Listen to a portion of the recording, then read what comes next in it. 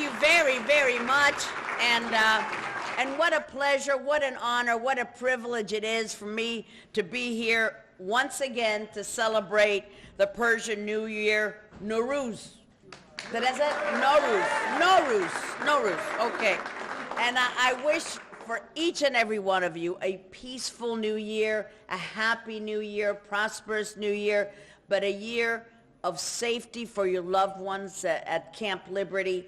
But last year was a year marked with successes and tragedies, when we should all take a moment to remember those whom we lost at Camp Liberty and those who have fallen victim to the Iranian regime with their terrible human rights violations. So I will ask you for a moment of silence in their name.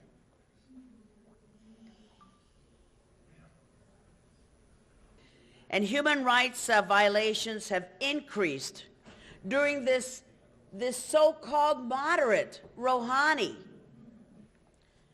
Unfortunately, in the past year, what happened, we've entered into the implementation stage of the joint program that we have with Iran, the JCPOA.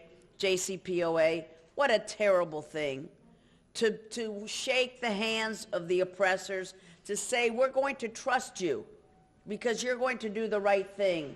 You have got to be kidding. So they continue with the executions, they continue with the harassment, the beatings, the detentions, the arrests. To make matters worse, we've actually given the Iranian regime $100 billion plus in sanctions relief. What are they going to be using that for?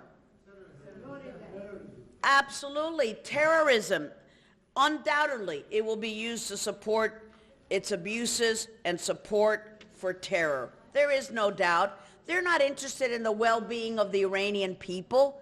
They're using that money for terror and for all of its proxies. Iran continues to be the #1 human rights violator in the world. Iran continues to be the #1 feeder of terrorism throughout the world.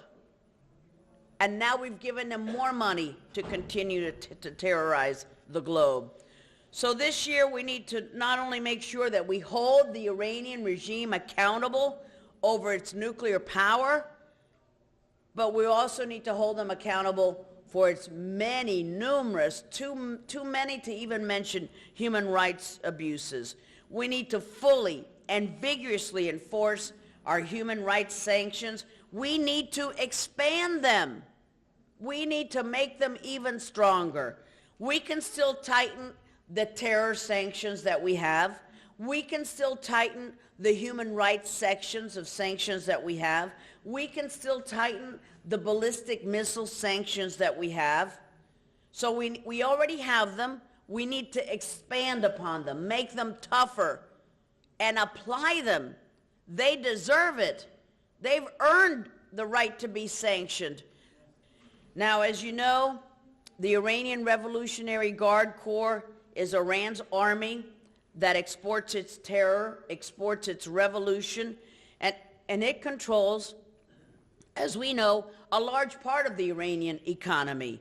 So what we need to do is we need to connect these business dealings with the IRGC and its support for terror, and we can start making a real impact, and we can begin to sanction these business contacts immediately.